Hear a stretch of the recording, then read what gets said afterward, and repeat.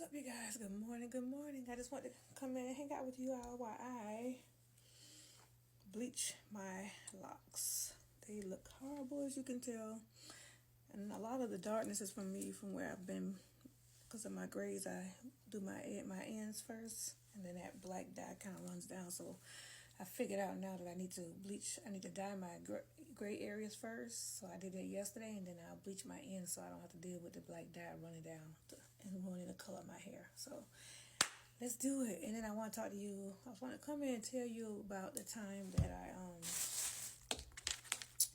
had to do CPR on my spouse. Okay. So let's talk about it. 1 year ago, Christmas. This is why CPR is so important for me. If you guys follow my journey, you know that I am a nurse. I'm a CPR instructor, all the things. But CPR is bigger. It's more important. When I teach it, it's more important for me to make people understand how you want to take care of your family members in your house. A lot of people come to CPR training and they just want to come for to meet the credential of getting the card, and I was that person first too, and so I don't teach CPR from that aspect. I teach CPR from the aspect that this could be your mom, dad, or sister laying in the bed with you, right? So I just want to make sure that when I teach it, listen, after what I've experienced, no one will leave my CPR class the same, because I want them to really know that this is about your person, the people that you love, and we care about the people that we work with, but it's a different level of love for your own family members. So if I can teach you CPR from that aspect and you learn it, you're going to be able to help everybody else out there in the community, right? Coffee time. So this Christmas past was a year ago that my wife was, we were hanging out Christmas Day at my sister-in-law's house, and nothing out of the norm at all, right? Just hanging out, no big deal, chilling, right? So I'm this is the developer, and this is the lightener. I had to go back and look. So this is the lightener, and this is the developer, and I'm going to mix that and get this all ready to go. But we were hanging out at my sister-in-law's house, sister and her husband and family. We were all hanging out Christmas Day, 2022. 23, sorry. 24. 22, yeah, okay. So, no big deal. Like, y'all, it's amazing. It's so crazy how things happen. So I got this all ready to go. But yeah, I was saying, it's funny how, it's amazing how things work. Like, you just hanging out, chilling for the most part. And then so we got home. Okay, so we hung out all day. And we got home about 9:30, 10 that night. This was Christmas night, okay? We got home, nothing, ate dinner. Like, we had made Christmas. She's a cook of the family. She had made Christmas dinner. So we actually came home, ate all the things, and then we finally went to bed.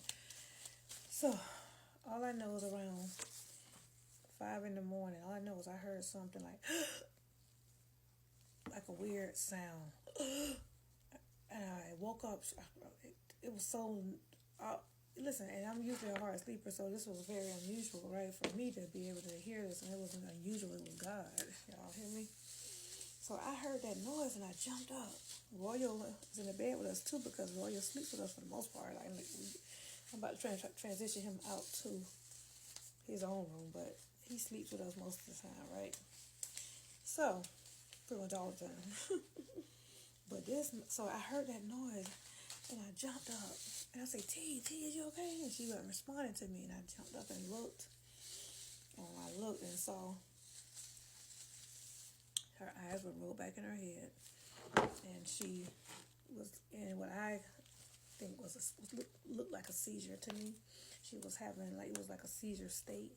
So I jumped up, and I was like, T, and I tried shaking her, and I was trying to, her eyes was kind of rolled back in her head. She's 47 now and never been sickly, so let me just make that clear. She wasn't, hold on guys, a second, y'all. So she was like in a seizure state. So anyway, I was trying to tell you, sorry, my bad, I got sidetracked a little bit. I realized, so let me just say, she's 47, pretty healthy person, other than just blood pressure issues, which really blood pressure is good for the most part now. But no, nothing that would alarm you to think that she would have this going on. No real medical history is what I could say. Say for the most part, she's a pretty stable person, other than being a little overweight, right, like all of us, okay? So nothing crazy. So anyway, then I realized she went unresponsive. At this point, what I noticed next was that she was having what's called agonal breathing. If you're not familiar with agonal breathing, that's pretty much where you just kind of nothing. It's like, and which is a classic sign of cardiac arrest. If you just, I want you guys to take some of these things I'm telling you and pay attention to them, because this is how I want to make sure you are aware of what to look for if you ever see any of these signs in somebody that that you come in contact with. Hopefully not if it's your family member, whoever. Keep that in mind, okay? But, so, at that point, I don't know how I did it, y'all. She's bigger than me, and I got her on the ground pretty quickly. And my son was in the house, but he was in the front. He couldn't hear me. I'm like, L, his name. That's her name, L. I said, come, he thought, he said now later that he thought he was dreaming when he heard that. So anyway, I had to get him so we could get 911 on the phone. So I got her on the floor immediately and started doing CPR. Got 911 on the phone, all the things. Started doing CPR. So agonal breathing, as much as it is really just a sign of cardiac arrest, it helped me to feel like she was still here, because it looked pretty grim, y'all. Like I thought I was about to bury her for real. So I started doing CPR. It felt like eternity, like literally on the ground, got her on the floor. Don't know how I did. I think I pulled her to the floor. I don't know how I didn't hear her hit. I have a nightstand next to my bed. I don't know how I didn't bust her head open. But I got her to the floor. Just amazing how strong and superwoman you turn into when adrenaline kicks in, fight or flight kicks in. It's amazing, because baby, you are stronger than you think you are. So I'm doing CPR. It feels like eternity. It feels like 8. 911's supposed to be on the way. And during the time that I'm doing CPR, as long as she was kind of every now and then making that breath, I felt encouraged. Like, this is my first time really, other than me bringing the workforce, I'm dealing with something like with a family member, which is super scary. Most people wouldn't know how to act. Most people are going to just panic, right? So I'm like, hey, no, you're not about to leave me today. So I'm doing CPR, and finally one time I felt her. It was like she was gone. Like I could tell, it's like gone. And then I started doing chest compressions even harder. I was like doing those, and then I felt her almost like take a. So during this process, I noticed that I felt like she had left me. I could feel, and then like I told you, I was doing CPR, and I could feel. I started going crazy, and I'm on the phone. And I was like, y'all need to hurry up. It felt like 15 minutes, y'all, before 911 got here. I don't know how long it really was, but it felt like eternity. CPR, I promise you, you have to start then, because it do feel like a long time before they make it to you, and you don't have time to wait. You do not have time to wait, okay? So I'm doing CPR. Finally, she come. I felt like she made that extra noise, like the breath. So I felt like she was back with me, and so I just kept doing CPR. And I'm telling you, it's adrenaline, and it's like a lot. Your body it's a lot. It's like you're exhausted, okay? And so my son was panicking, so he was flipping out. He was flipping out. So your family got to be prepared too, y'all, because your family members matter, and if they don't know, if they're stressed out, that's not helping you in that situation. So everybody need to know what to do, okay? Everybody. Kids 15, 12 years old, 12 years old can do CPR. I need to know you to be making sure that you have your kids in some kind of CPR course. I just did CPR at a middle school for 12 and 13-year-olds who shocked the heck out of me how amazing they were at it, okay? So don't think, because listen, it could be just you and the kid at home. It could be you and you're in a cardiac emergency, and the kid is the only one there. So we got to get them trained too, y'all. Don't play around with that, okay? So anyway, 911 finally showed up, and then they took over. I thought she was gone though. It was grim. So we doing CPR. We did. Now they took over. I got Royal, because we had to get Royal out of the room, and so they come, all my family started showing up, because we all had them calling them. They all showing up, panicking, crying. Everybody's scared. This Christmas night. This is the night after Christmas. And so Long story short, with our whole thing is that we finally got 911 came through, said, "Do y'all mind moving everybody? We're gonna bring her through to get her to the hospital." So I knew they had already defibrillated her once with the machine, but it was actually twice that they had already. They had a after I left out, they had defibrillated her twice with the defibrillator. So it was like, ooh, y'all, a scary moment, scary times. So when they came through the hallway, they was like, "I need y'all to move the baby and stuff." We're getting ready to clear him out. Royal, and this time Royal was young, and he was like, "What's wrong?" No, he told me. Here's what he said. Royal said to me, and he was probably about 3 then, two or three, almost 3. He said, "Baba's gonna be okay." He called T Baba. That's what he calls her. He's always called her that from a baby. And we think that he mixed the bottle up with her some kind of way, but he used to say Baba for bottle. So after he told us that, we all crying, the family's panicking, we all praying. They come in, my family member from out of town, like how an area that's not far from here, made it here so fast. I don't even know how. Like everybody was here praying, but when they came to that hallway with her on that stretcher, listen, y'all, it's like she was gone. It was like they had that machine on there. If you've ever seen it, if you haven't, and they doing this, they have a chest machine, a machine that does compressions for you, like it manually does compressions for the patient while they're transporting, and that thing was pumping in her chest like this. It's like she was gone, y'all. Like she was dead, for real, for real. Listen, y'all can't tell me about the miracle of God, baby. When I tell you, oh, Jesus, y'all. So, anyway, let's get to. I'm gonna color the front of my hair first, and then I'm gonna let it sit and bleach, and then I'm gonna rinse the front, because what I don't want is that the front to be lighter than the back, not too much lighter. So I'm gonna color all the front first, and then I'm gonna let it just do that, and then I'll come back later and do the back, because you can see it's already lighting up. You see that? So I'm gonna go ahead and just do the front, and then I'm gonna let it stay, and then I'll rinse it out. So they coming through the hallway with her. They're trying to get her to the ambulance, and we're trying to get together so we can get ready to go follow them to the hospital. And so my neighbor, thank God, she got Royal for me, and my son was flipping out. It was a whole thing, but I need to tie the back of my hair off for a second, because I'm going to cover that after I do this front part. I'm going to do that later today after I do this. But anyway, we follow the ambulance, right? And so we all crying and stressed out in the ambulance. When you get in the ambulance, right, when they don't cut on the sirens, we was like, why they ain't calling the sirens? Why they ain't calling the sirens? We panicking because we think she about to be gone. And so, oh my God, they cut the ambulance. They cut the sirens on as soon as we said it. We kept saying why the sirens wasn't on. Because, the sirens represent that they alive or not. Because if they ain't alive, they dead. They going to just have the lights on and no noise on the ambulance if you don't know. So they cut on the lights, thank goodness, right?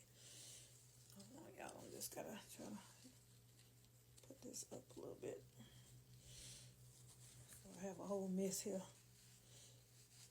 Now listen, for those who are beauticians, I know I ain't doing this the way I'm supposed to, because I'm not no beautician now. I'm just doing this the way I always do it, my own little way.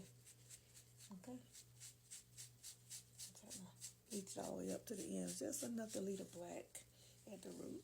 But I wanted to go up a little higher on this. I want more of my hair colored.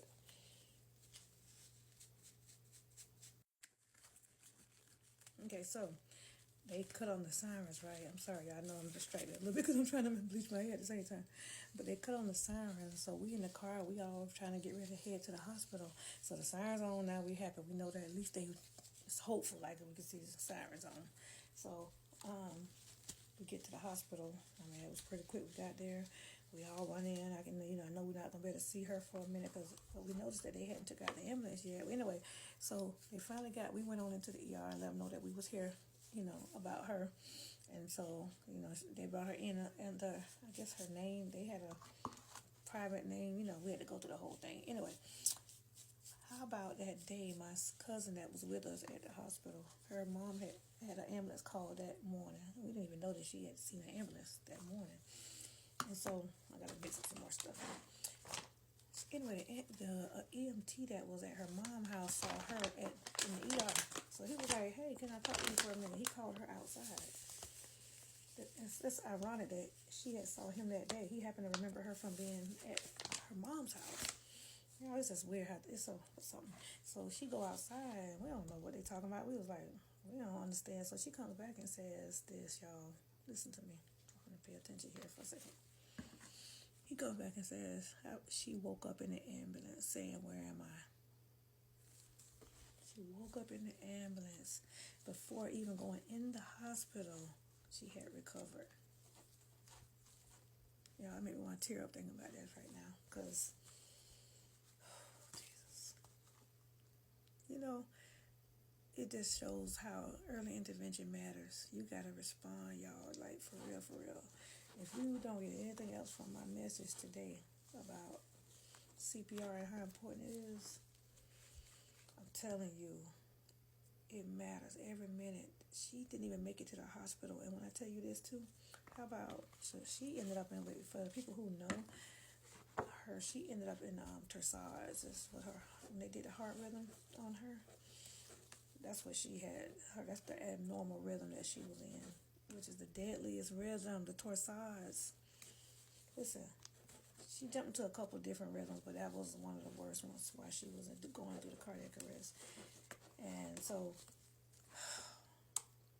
it's like my heart is racing thinking about it, because it's still so scary thinking about that experience, what I went through. I never really been through nothing like that. It's, you know, when you're working and stuff like that, that's different. But just to know that it was so close to death, like it was. When I tell you it's here today, gone tomorrow, so for real. So they ended up transporting her to ICU. Girl, about to be lighting. It's pretty light over there. So anyway, we headed to ICU next after they, get everything stable. They do all the things. I speak to the doctor, and basically when she came in, her level, her potassium, if for those who know, was a 2.0. Her magnesium was a 1.7. That's very critically low. So they thinking maybe the how low her labs were, which understand she experienced cardiac arrest. So they just trying to figure out what happened, because they just don't understand how her potassium was that critically low and no signs before, right? So they were saying that they think that's what caused her body to go into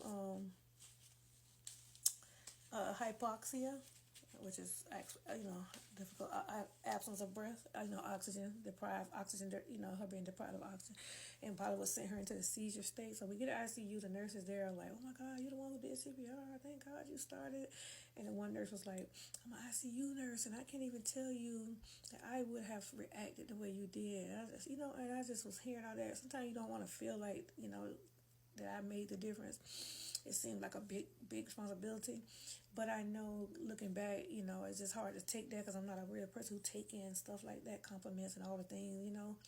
I just feel like God just used me, which He did. Let me tell you something else I didn't tell y'all, is that I was travel nursing then, mostly more travel nursing. I was like all over the place in Detroit, California, everywhere. I was scheduled to go to California the next Saturday. This happened the Saturday before. I think Christmas fell on a Friday, and that Saturday, and I was supposed to leave out the next Saturday. I had already plane tickets, bought all the things, was ready to go. And a week later, I wouldn't have been in that bed. A week later.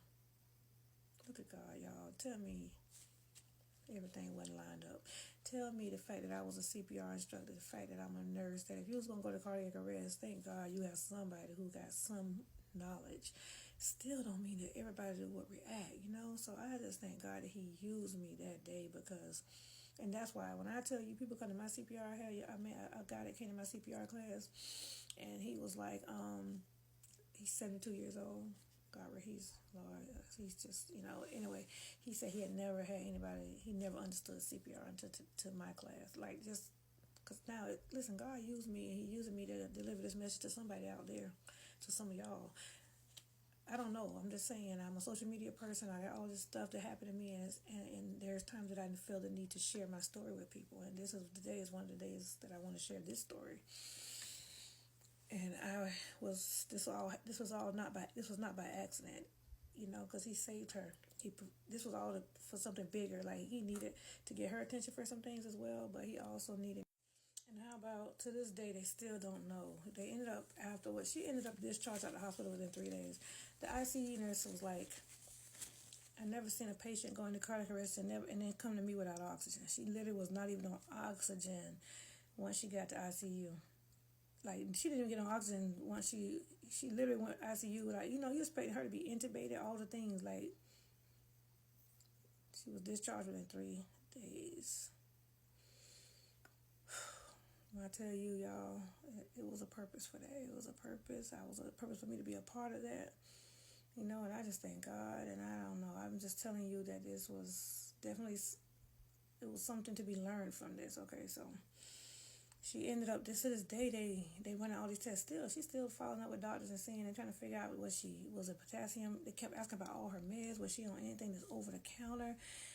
They're thinking that she could have been urinating the potassium out, and that's very rare. So people who don't know that, they're looking at all the things to see how was she losing potassium, and it was nothing like in her medicine, nothing that would have caused her to, that they could see that would have caused her to lose potassium like that, and of course magnesium. But they replaced her, and now she ended up on potassium. For a while, she's not even on potassium now, but they did put her on it for a while. She had to take potassium. They did adjust her meds, and gave her on some, because they was even wondering about was some of the medicine potassium sparing, the meds that she was on that would have caused her to lose potassium, or was it potassium sparing? They went back and forth with all her meds, and now she's not even on potassium now, but she is on some other meds, stuff for the heart rhythm and things like that. But she's doing good, you guys. She hasn't had any issues for the most part. I was so scared. Can you imagine after going through that and you waking up in your sleep? Even today, when she's asleep, I still look to see if her chest is rising, and like that, it messed me up a little bit. I never traveled nursing after that. I did take a local contract here in St. Augustine.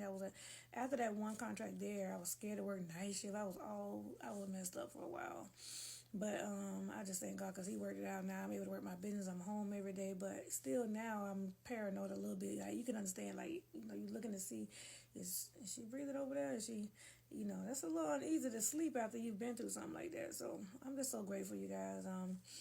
I'm going to rinse this out in a little bit. I have to show you how this turns out. I'll add a couple of pictures in when I'm all done, because when I'm done with this, I'm going to go back. But again, if at all, anybody who,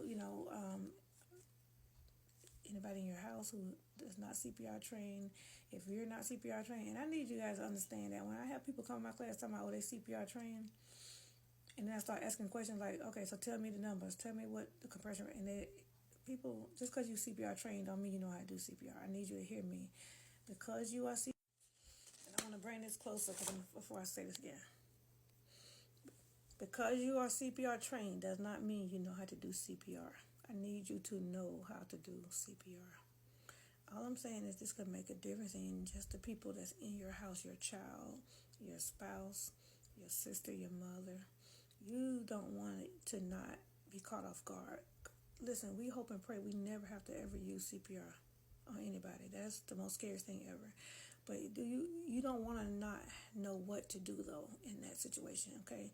If I have family members who've passed away because the family member did not know how to do CPR. They were afraid to start. They waited for the ambulance, and that's not an option. Hear me? That's not an option. Everybody needs to know how to do CPR, okay? So this is not by accident. I was supposed to be here to tell you this. So if you are hearing the sound of my voice, find a CPR class. Make sure that anybody is at least 12 and up in your house know how to do CPR, know how to do what to do if somebody starts choking, okay? All those things, okay? I need you to act. If it's somebody that's not in your house and you need to do CPR and you're not comfortable breathing for them, at least do the compressions for them, okay?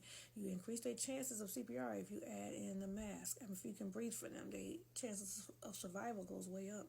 So if you can at least add, take a mask, have a mask with you, just get it off of Amazon, it's about $20 for a little mask kit, throw it in your bag so you always have one, because you increase anybody's chances so drastically if you have a mask to breathe for them. So, okay, I'm done. I just had to do that today.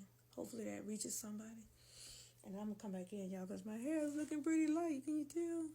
I'm going to be a blonde hair. Yes. I'll be liking my color. I'm a little, since I turned over 50, I'll be acting grown and stuff. Talk to y'all later. Love y'all. Bye. As promised, you guys, I just got through rinsing my hair out, and I told you I would come back to reveal what the color looks like since you went on that journey with me. The back is not done. This is just the front, but you'll at least see kind of how the color turned out. So let's look at it. This is the longest I've left it, and this is the highest up I've ever went on my hair. So it's gonna be a reveal to me too. So let's look at it.